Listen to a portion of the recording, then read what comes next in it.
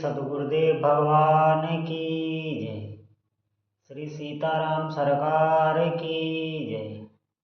श्री राधा रमण लाल की जय। श्री गौरी शंकर महादेव की जय। श्री हनुमान जी महाराज की जय। सभी दर्शकों और भक्तों को कोटि कोटि प्रणाम। सबको प्रेम भरा जय जय श्री राधे।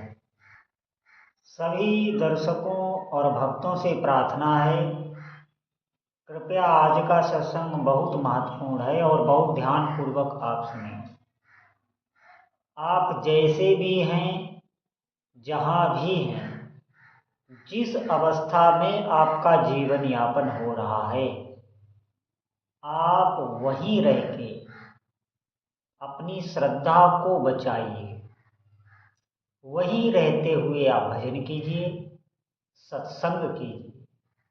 आपको वही लाभ मिलेगा जो संतों को कठोर तपस्या करके गुफाओं कंदराओं में मिलता है। इस बात पर आप विश्वास करें। आप जिस परिवार में हो, जो भी आपके सगे संबंधी हैं, आप उनसे प्रेम करिए। इन बातों पर ध्यान दीजिएगा हमारी। जैसे ही आपने भजन आरंभ किया, नाम जप आरंभ किया, उसी दिन से आप प्रभु के जन हो गए। अब आप पर छाप लग गई कि आप भक्त हैं। आपको कहने लगेंगे लोग कि ये भक्त है। अब आपको सावधान रहना। सावधान क्या रहना? जो भी आपके व्यवहार में जो भी व्यक्ति हैं, आपके घर के सदस्य हैं, आप कहीं व्यापार नौकरी पे जाते हो, वहाँ के सदस्य हैं, आपको सबसे प्रीति पूर्वक व्यवहार करना है। निश्चित मानिए, हो सकता है हमारी ये बात आपको अच्छी ना लग रही हो, लेकिन ये कड़वी दवा है। आपको प्रीति पूर्वक व्यवहार करना है और अपना साथ ही साथ भजन करना है। कटु व्यवहार आपको किसी के साथ भी नहीं करना है, नहीं तो आपके भजन में हानि हो जाएगी। देखिए, भजन सब नहीं कर सकते। बिल्कुल आपको अनुभूत प्रमाण बता रहा हूँ, सब भजन नहीं कर सकते। बहुत लोगों को मैंने देखा है, उन्होंने भजन आरंभ किया और उनके मन ने कामनाओं के जाल में फंसा के उनको और फिर वहीं खड़ा कर दिया जहां वो पहले खड़े थे। जब आप भजन आरंभ करते हैं तो मन बहुत तेजी से कामनाओं की तरफ भागता है। धन, स्त्री और संसार के प्रति उसका आकर्षण बढ़ जाता है। आपको हटाने की पूरी कोशिश करता है। कहीं न कहीं किसी भी कार्य में हो आपको, क्योंकि कर्मों का वेग बढ़ता है। जब आप भजन आरंभ करेंगे तो कर्मों का वेग बढ़ेगा आपके अंदर। वो आपको बैठने नहीं देगा, शांति से आपको भजन नहीं करने देगा। इसलिए मैं बार बार कहता हूँ, भगवान का भजन करना सरल नहीं है, कठिन है। आप प्रार्थना करिए प्रभु से और लगिए भजन में, और अपने व्यवहार पर विशेष ध्यान रखिए। आपको किसी के साथ भी कट व्यवहार नहीं करना। आप भले ही किसी की सेवा ना कर पाए, लेकिन सेवा का भाव रखना। भाव से ही आपका सब काम बनेगा।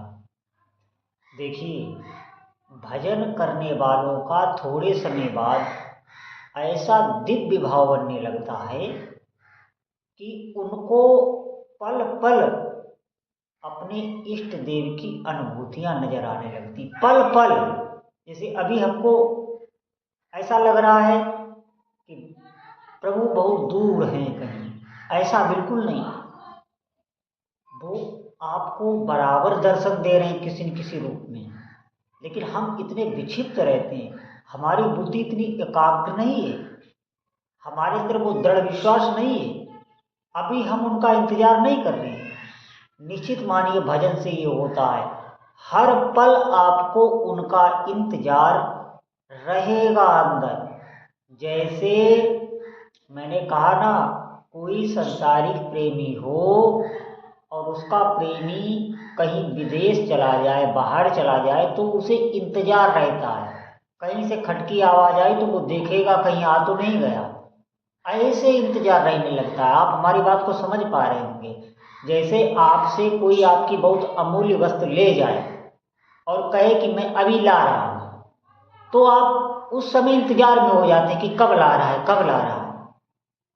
कोई कहीं कोई आवाज आई, किसी ने बुलाया, तो आपका पूरा ध्यान यही कहीं तो आ तो नहीं गया, कहीं आ तो नहीं गया। ये ऐसे ही प्रभु के प्रति हो जाता है। ये मैं बहुत गूढ़ बात आपको बता रहा हूँ। ठीक यही भाव प्रभु के प्रति हो जाता है। तो पल पल ऐसे भक्त के आगे चमत्कार होते रहते हैं, पल पल होते रहते हैं। मैं सच्ची आपको बता रहा हूँ। ये जो मैं धारणा बता रहा हूँ, ये उसकी बन जाती है। ये सिद्धि है, ये कोई मामूली धारणा नहीं है कि ऐसे भाव करने से आ जाती है। ये स्वाभाविक आती है। जिसे संसार में आप देखना ये रहती है।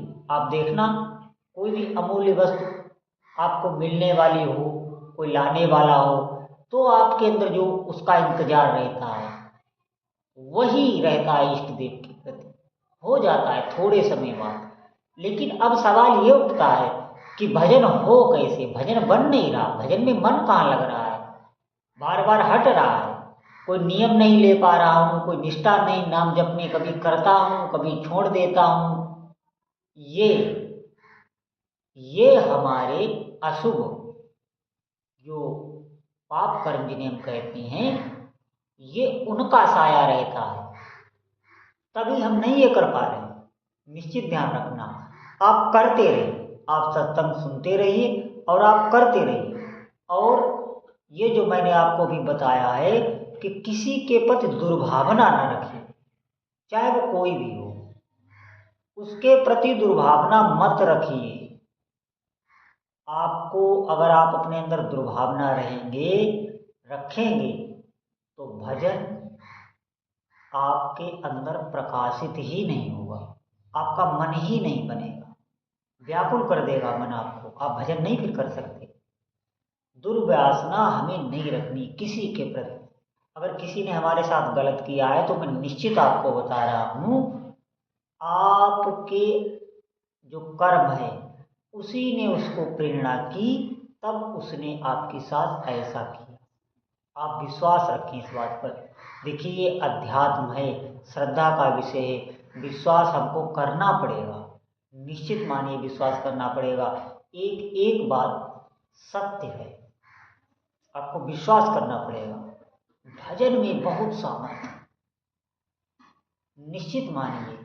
आप अभी ये जो संसार देख रहे हैं, ये पूरा इष्टमय हो जाता है। आप समझिए, देखिए साधक का कैसा भाव बन गया अंदर से, उसकी कैसी दृष्टि हो गई, कितनी पवित्र दृष्टि हो गई कि हर वस्तु में उसे प्रभु नजर आने लगे। ये अब कहाँ भय रह गया, अब कहाँ कोई शोक रह गया, कहाँ कोई चिंता रह गई, कहीं नहीं।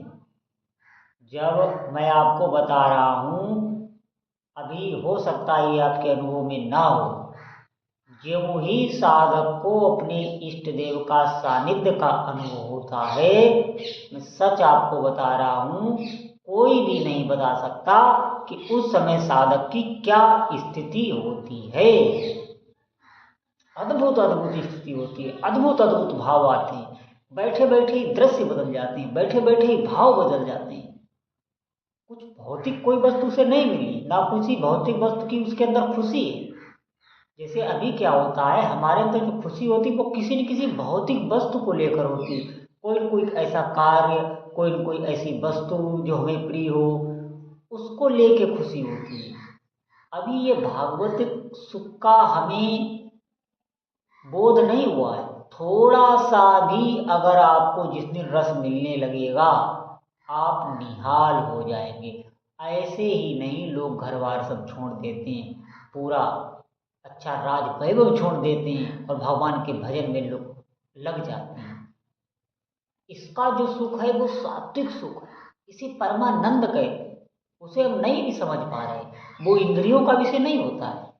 जैसे इंद्रियां हमारी हैं, ये भौतिक जन्य जो सुख है, ये इसका अनुभव ला के हमें देती हैं, वही अनुभव हम जानते हैं। ये इंद्रियां हमारा जो अनुभव बटोर लाती है इधर उधर से, ये भौतिक सुख का अनुभव होता है, उसे ही ये बटोर के हमें चखाती रहती हैं, हम वही उतना ही जानते हैं।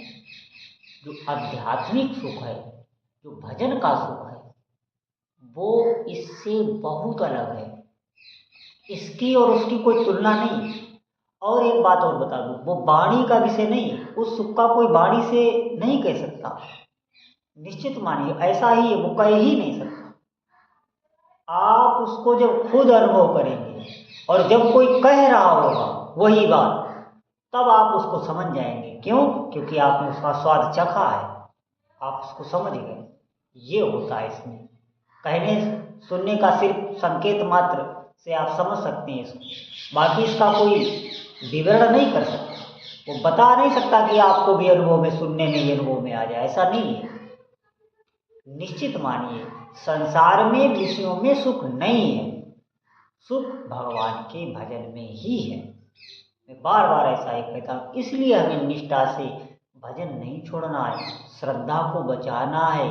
अगर हमसे कोई पूछे कि संसार में सबसे अमूल्य वस्तु क्या है, तो मेरा एक ही उत्तर होगा, वो है श्रद्धा। श्रद्धावान लगते ज्ञानम। श्रद्धा से ही सब ज्ञान भक्ति सब मिलती। जब श्रद्धा ही नहीं होगी तो कुछ हाथ नहीं लगेगा। श्रद्धा से ही विश्वास बढ़ता है। श्रद्धा को बचाना है। श्रद्धा को हम कैसे बचाएं? हम भगवान के विषय की चर्चा अधिक से अधिक सुने।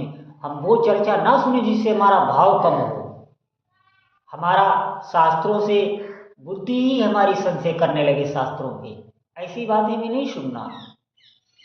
इसे ही श्रद्धा का बचाना कहते हैं। सभी साधक सावधान, श्रद्धा को बचाएं और अधिक से अधिक भजन करें, तो निष्ठा बढ़ेगी, रुचि बढ़ेगी, फिर आपको अपने इष्ट देव के चरणों में प्रीति प्राप्त होगी। बोलो जय जय श्री सीता